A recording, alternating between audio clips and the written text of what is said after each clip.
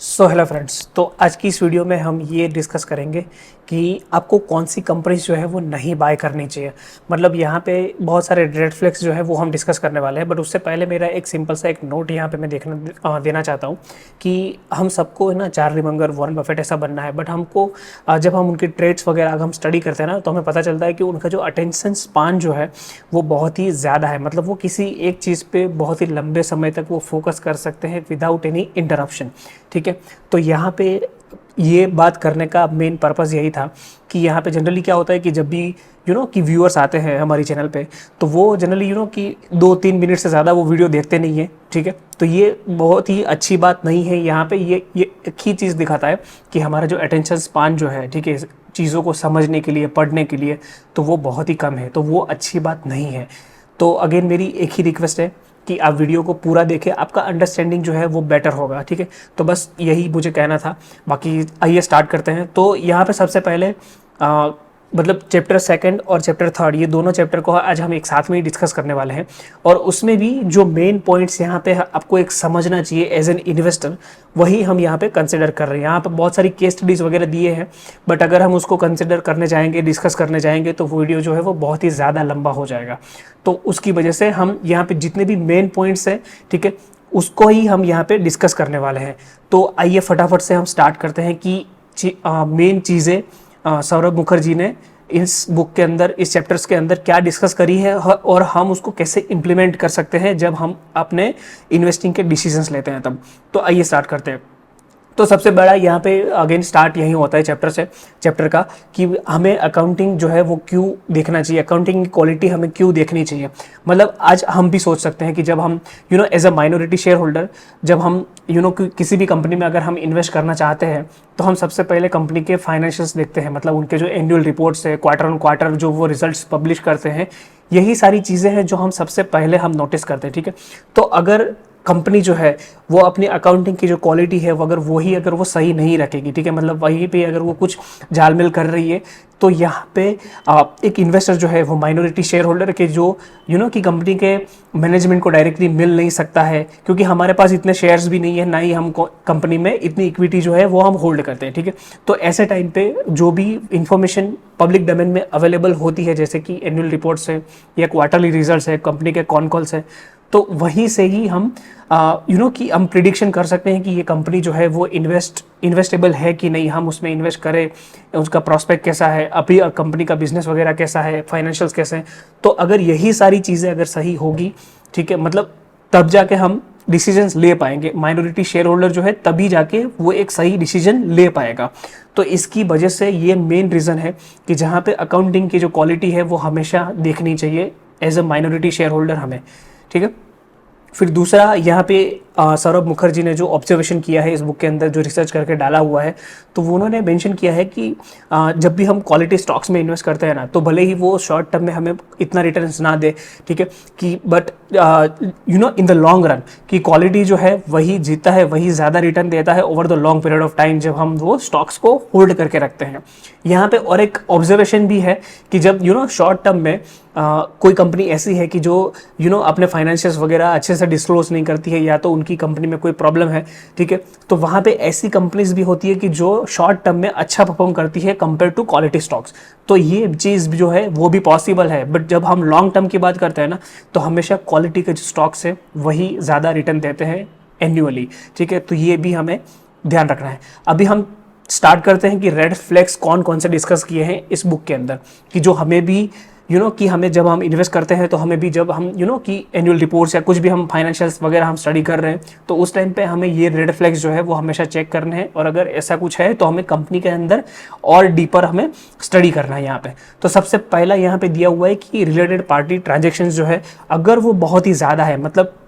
एक कंपनी का related party जो ट्रांजेक्शन्स है वो उसकी जो पीयर है या तो उसकी जो नंबर ऑफ सब्सिडरीज है उसके हिसाब से अगर बहुत ही ज़्यादा है, ठीक है, तो होगा क्या कि as a minority shareholder जिसको इतना शायद पता ना हो अकाउंटिंग के बारे में, तो वो इतने सारे रिलेटेड पार्टी ट्रांजेक्शन जो है उसको ट्रैक भी नहीं कर पाएगा। मतलब जनरली बुक के अंदर भी यही चीज़ दिया हुआ है कि कि जब ज़्यादा रिलेटेड पार्टी ट्रांजेक्शन्स होते हैं, इसका एक इन्फरेंस ये भी हो सकता है कि कंपनी जो है वो इनडायरेक्टली अपने शेयर होल्डर्स को एग्जैक्टली बताना नहीं चाहती है कि पैसा जो है वो कहाँ से कहाँ जा रहा है। ठीक है, मतलब आप भी कितना ट्रैक कर लोगे। मतलब लेट से कि अगर एक सब्सिडरी से दूसरी सब्सिडरी में अगर पैसा कुछ कि रिलेटेड पार्टी ट्रांजेक्शन अगर हो रहा है तो चलो वहां तक ठीक है, लेट से कि वो सेकंड से थर्ड, थर्ड से फोर्थ, फोर्थ से फिफ्थ तक जा रहा है, तो इतना सारा हम ट्रैक नहीं कर पाएंगे। तो हमेशा ये चीज़ हमें देखना है कि रिलेटेड पार्टी ट्रांजेक्शन जो है वो बहुत ही कम होने चाहिए। जितने कम हो उतना बेटर। कंपनी की सब्सिडरीज भी जो है वो भी जितनी कम हो उतना ही बेटर है। ठीक है, तो ये चीज़ हमें याद रखना है। फिर सेकंड हम रेड फ्लैग के बारे में बात करें तो यहाँ पे है वीक कैश फ्लो। मतलब यहाँ पे कैश फ्लो जो है, कैश फ्लो स्टेटमेंट जो है ना वो उसको मैनिपुलेट करना थोड़ा डिफिकल्ट है यहाँ पे। बट जबकि पीएनएल स्टेटमेंट मतलब प्रॉफिट एंड लॉस स्टेटमेंट जो है, ठीक है, वहाँ पे कि पीएनएल स्टेटमेंट को अगर आपको मैनिपुलेट करना है तो आप कर सकते हो। मतलब वहाँ पे बहुत सारी ऐसी मेथड्स है। ठीक है, फॉर एग्जांपल कंपनीज ऐसा करती भी है कि कोई सेल्स अभी सिर्फ बात चल रही है, ठीक है, उसको वो पहले ही बुक कर देंगे और उसको सेल्स में दिखा देंगे। बट जबकि कैश फ्लो के अंदर ऐसा नहीं है। कैश फ्लो के आपको वहाँ पे कि कंपनी को ये दिखाना पड़ेगा कि भाई एग्जैक्टली कंपनी के पास अभी कैश कितना है, और जो अभी कैश नहीं है तो वो उसको एक्सक्लूड करना पड़ेगा। ठीक है, तो अगर पीएनएल स्टेटमेंट जो है वो स्ट्रांग है बट कैश फ्लो का जो स्टेटमेंट है वो सही नहीं है कंपनी के पास अभी, मतलब भले ही उसने सेल्स कर लिया है बट वहाँ से पैसे नहीं आए हैं, तो जो कैश फ्लो स्टेटमेंट जो है वो वीक रहेगा। ठीक है, तो अगर ऐसा है तो भी हमें केयरफुल रहना है ऐसी कंपनी में इन्वेस्ट करने से पहले। फिर तीसरा है इन्फ्लेटेड कैपेक्स, कि यहाँ पे जनरली क्या है कि कंपनी, हम सबको पता है कि आज इन्वेस्टर जो है वो भी कैपेक्स के बारे में बहुत ज़्यादा ट्रैक करते हैं। ठीक है, तो कैपेक्स अच्छा है, कंपनी कर रही है, बट यहाँ पे हमें ये भी समझना है कि कंपनी जो कैपेक्स कर रही है, ठीक है, उसके ऊपर मतलब वो क्या कुछ कि एक्स्ट्रा पेमेंट या ऐसा तो कुछ नहीं कर रही है ना। मतलब जो लेट्स से कि जो चीज़ के अंदर 100 करोड़ का अगर कैपेक्स चाहिए था बट कंपनी ने खुद पता नहीं क्या कुछ किया, ठीक है, कुछ ना कुछ उसने किया और उसकी वजह से कंपनी का जो कैपेक्स है उसका जो फिगर है कुछ 150 करोड़ आ रहा है। ठीक है, तो इसको हम बोल सकते हैं कि इन्फ्लेटेड कैपेक्स। अभी वहाँ पे एग्जैक्टली क्या होगा वो हमें देखना पड़ेगा, बट हमें यही हमेशा चेक करना है कि जहाँ पे कैपेक्स की जितनी अमाउंट होनी चाहिए उतनी ही, मतलब उससे थोड़ा बहुत ही प्लस माइनस हो तो ठीक है, बट अगर वो इन्फ्लेटेड है, ठीक है, तो वहाँ पे हमें केयरफुल रहना है। फिर फोर्थ है अग्रेसिव गुडविल। मतलब गुडविल में क्या है कि लेट्स से कि जब एक कंपनी दूसरी कंपनी को अगर परचेस करती है, एक्वायर करती है, ठीक है, तो उस टाइम पे जब भी मतलब कंपनी ने जो भी उसका जो फेयर वैल्यू जो थी उसके ऊपर जो भी उसने प्रीमियम दिया है वो सारा का सारा गुडविल के अंदर जाएगा। ठीक है, तो कब इस बुक के अंदर एक एग्जांपल भी दिया हुआ है कि जहाँ पे कंपनी ने कुछ अराउंड 250 मिलियन जीबीपी के अंदर कुछ उन्होंने कंपनी को एक्वायर किया था, बट उसकी जो फेयर एसेट थी, मतलब टेंजिबल प्लस इनटेंजिबल एसेट की जो फेयर वैल्यू थी वो कुछ 87 या कुछ 90 मिलियन जीबीपी के अराउंड आ रहा था। तो और बाकी का जितना भी था, ठीक है, अराउंड 140-150 के आसपास का, वो सारा का सारा जो था वो गुडविल के अंदर डाल दिया गया था। ठीक है, तो ये हमेशा हमें ये भी देखना है कि गुडविल का जो अमाउंट है वो कंपैरेटिवली कम होना चाहिए। मतलब इतना गुडविल मतलब क्या है कि अल्टीमेटली हम प्रीमियम पे कर रहे हैं, कंपनी जो है वो दूसरी कंपनी को एक्वायर करने के लिए जो प्रीमियम देती है वही गुडविल है। ठीक है, तो हमें ये भी देखना है कि अगर ऐसा कुछ है ना, मतलब कि एसेट से ज़्यादा भी आप गुडविल में पे कर रहे हो, ठीक है, तो वो सही बात नहीं है। फिर नेक्स्ट आता है कि कॉन्फ्लिक्टिंग बिजनेस इंटरेस्ट। मतलब पॉसिबल है कि एक प्रमोटर है, ठीक है, उसकी लेट्स से कि एक एफएमसीजी की कंपनी है, अभी उसने वहाँ पे ही लेट्स से कि उसने दूसरी कंपनी फॉर्म करके रखी है, या तो उसका दूसरी जगह पे इक्विटी है, वहाँ पे पार्टनरशिप है कि जो भी एफएमसीजी सेगमेंट में है और प्रोबेबली उनके जो प्रोडक्ट्स वगैरह है या सर्विसेज जो है वो सेम कम्पीट करते हैं, तो ये अगेन अच्छी बात नहीं है। ठीक है, मतलब प्रमोटर जो है वो ऐसे होने चाहिए, फोकस्ड होने चाहिए। मतलब उनका लेट्स से कि अगर एक जगह पे अगर एफएमसीजी का बिजनेस है किसी एक सेक्टर के अंदर, ठीक है, तो वो उनको वहाँ पे फोकस्ड रहना है। मतलब ऐसा नहीं है कि वहाँ पे दूसरी भी कंपनी है, वहाँ पे भी स्टेक एक्वायर करके रखा हुआ है अलग से, ठीक है, तो ये अच्छी बात नहीं है। तो ये भी हमें एज अ रेड फ्लैग हमें लेना है। फिर नेक्स्ट है प्लेजिंग ऑफ शेयर्स। मतलब अब ये समझ लो कि अगर कंपनी का प्रमोटर जो है वो गुड अलोकेटर है, गुड कैपिटल अलोकेटर है, ठीक है, तो उसको कभी भी मतलब ऐसा नहीं होगा कि उनको अपने जो शेयर्स हैं वो प्लेज करने पड़ेंगे। ऐसी अगेन यहाँ पे भी एक्सेप्शंस हो सकते हैं। मतलब बहुत सारी अच्छी कंपनीज, मतलब टॉप 5 कंपनीज इन निफ्टी 50 जो है उनके भी मतलब 1% 2% इतने शेयर्स जो है वो ऑलरेडी बैंक के पास प्लेज है, ठीक है। बट वहाँ पे मल्टीपल रीजंस हो सकते हैं, अगर वो चाहे तो अपने जो भी शेयर्स अभी प्लेज किए हुए हैं, ठीक है, वो एक ही झटके में वो कि वो शेयर्स की प्लेजिंग जो है वो रिमूव कर सकते हैं, क्योंकि उन कंपनीज के पास ऑलरेडी इतना कैश जो है उनकी बैलेंस शीट पे पड़ा हुआ है, ठीक है। मतलब हमको भी पता है कि अगर एशियन पेंट का आप देखोगे तो वहाँ पे भी उन्होंने कुछ शेयर्स प्लेज करके रखे बहुत टाइम से, जबकि वो अगर वो चाहे तो वो प्लेज जो है वो इमीडिएटली रिमूव भी कर सकते हैं पे करके, ठीक है। बट यही है, बट अगेन अगर कंपनी के पास कि डेट ज़्यादा है और फिर उनके जो प्लेज शेयर्स जो है प्रमोटर्स के पास, अगर उसको भी अगर उन्होंने प्लेज करके भी रखा हुआ है, वहाँ से भी पैसा उठाया हुआ है, ठीक है, तो ये अच्छी बात नहीं है। तो हमें हमेशा ये भी देखना है कि अगर किसी भी कंपनी में अगर प्रमोटर ने कि ज़्यादा अगर स्टेक जो है अपना वो प्लेज करके रखा है, तो ऐसी कंपनी से आपको जनरली दूर ही रहना चाहिए। फिर नेक्स्ट है कि एडिंग मोर डेट, मतलब यहाँ पे कंपनी बुक के अंदर सौरभ मुखर्जी ने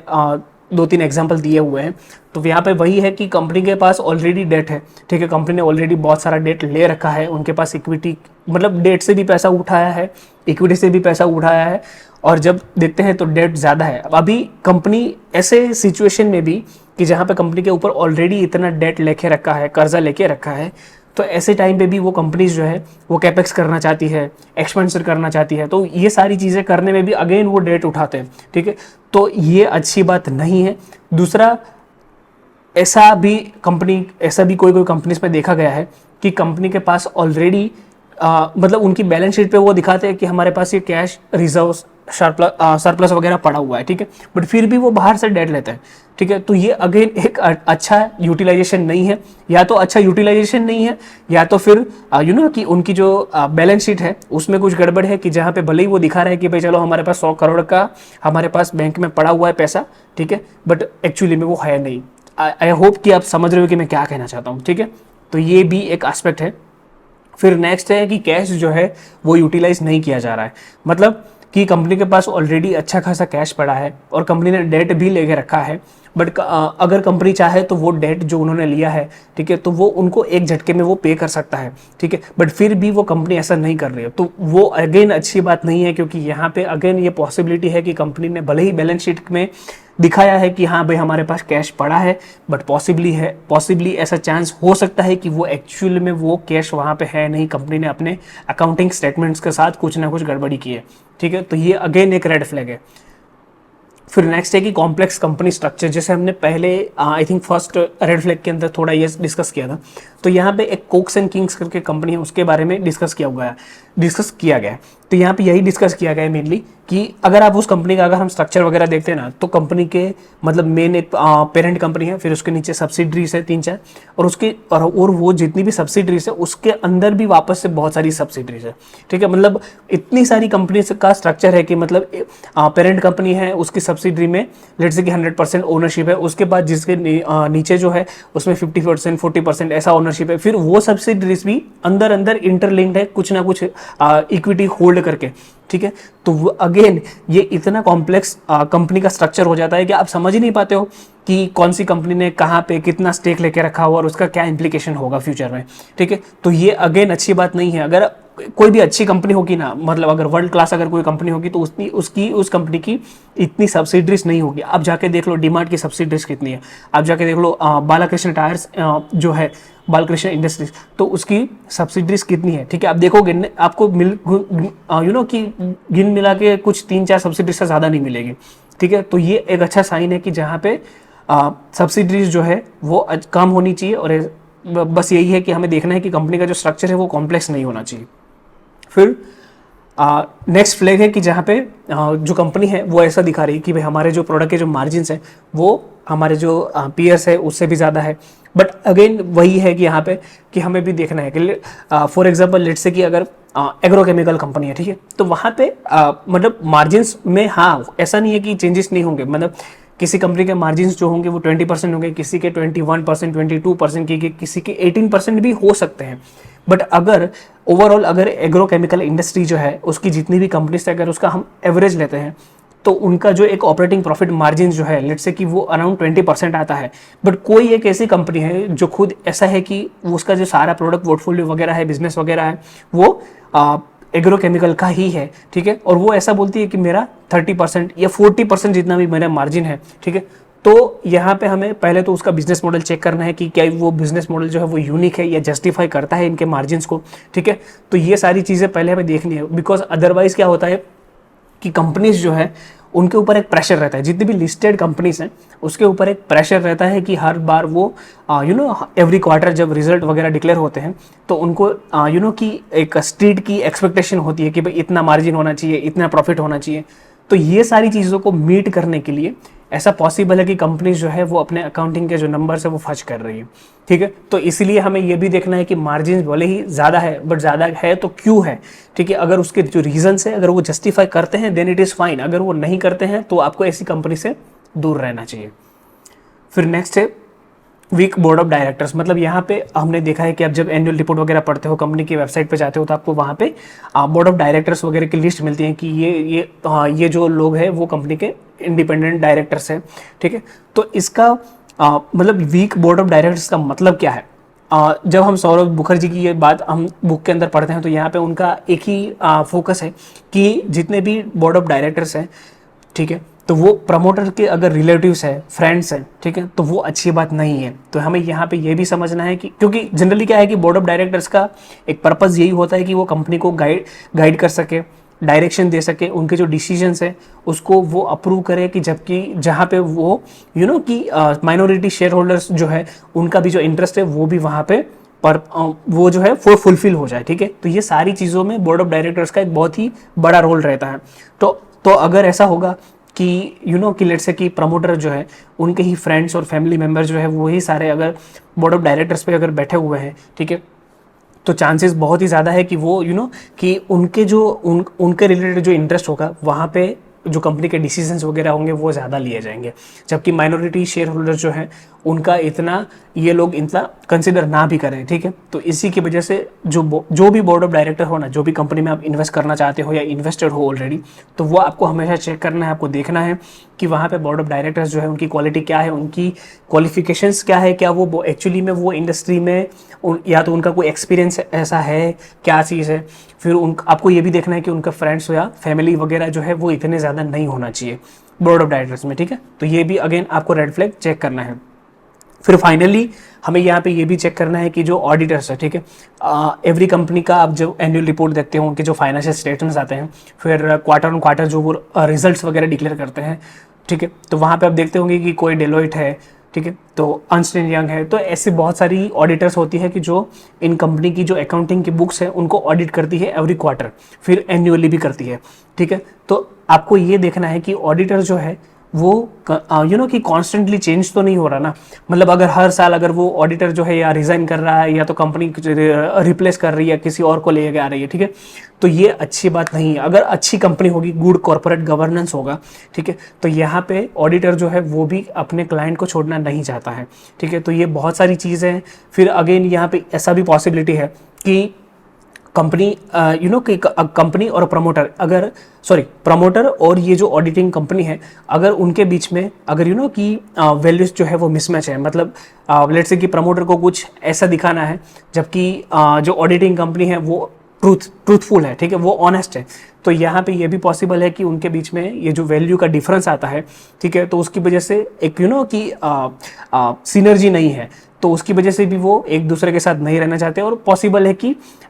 कि नए नए ऑडिटर्स एवरी ईयर चेंज होते रहे, ठीक है, तो ये अच्छी बात नहीं है हमेशा। तो यही हमें देखना है। तो बस बेसिकली यही 12 मेन रेड फ्लैग्स इस चैप्टर 2 एंड चैप्टर 3 के अंदर दिए गए हैं। तो इस पूरे डिस्कशन से हमें यही समझना होता है कि ऐसी कंपनीज मतलब जहाँ पे भी ये 12 या तो आपको कोई भी एक या दो भी अगर आपको रेड फ्लैग्स अगर मिलते हैं तो वहाँ पे आपको केयरफुली पहले तो कि थोड़ा आपको थोड़ा अंदर ज़्यादा देखना है कंपनी के अंदर कि भाई वो चेंजेस क्या है, क्यों आ रहे हैं, ठीक है, और ऐसा रेड फ्लैग एक्चुअली में है, ठीक है। ये बहुत सारी चीज़ें आपको पहले देखनी है और उसके बाद ही आपको फ्यूचर में आगे इन्वेस्टिंग के डिसीजंस लेने हैं। मतलब ये अगर हम देखें ना तो चैप्टर 2 एंड चैप्टर 3 पूरा उसी के ऊपर है कि आपको कैसी कंपनीज जो है वो बाय नहीं करनी चाहिए, ठीक है। तो इसीलिए हमने भी यहाँ पे टाइटल वही दिया था कि व्हाट नॉट टू बाय। अगर आपने ये सीख लिया ना कि आपको कौन सी कंपनीज नहीं बाय करनी है, तो ऑटोमेटिकली आपका जो यूनिवर्स है, ठीक है, वो छोटा हो जाएगा स्टॉक्स का, और वहाँ से आप बेटर कंपनीज जो है वो अपने इन्वेस्टिंग के रिटर्न की एक्सपेक्टेशन के हिसाब से आप उनको वहाँ से बाय कर पाओगे। तो ये सबसे बड़ा लर्निंग है चैप्टर 2 एंड चैप्टर 3 में, जो अभी हमने डिस्कस कर लिया। तो ऐसी कंपनीज में इन्वेस्ट ना करें, बचे ऐसी कंपनीज से इन्वेस्ट करने से, और आपको इसके बेसिस पे ऐसे स्टॉक्स जो है वो फिल्टर आउट करने हैं कि जो आपको एक अच्छा रिटर्न दे सके। मतलब आपके जहाँ पे अकाउंटिंग क्वालिटी जो है वो भी सही हो, कैपिटल अलोकेशन जो है वो भी सही हो, और कि फाइनली कंपनी के पास कम्पिटिटिव एडवांटेज हो। तो ये 3 चीज़ें आपको फ्यूचर में एक मल्टीबैगर रिटर्न भी दे सकती है, ठीक है। और अगेन डिस्क्लेमर यही है कि जितने भी स्टॉक्स से हमने कुछ भी डिस्कस किया है तो वो सिर्फ और सिर्फ एजुकेशन का पर्पस के लिए था। Thank you.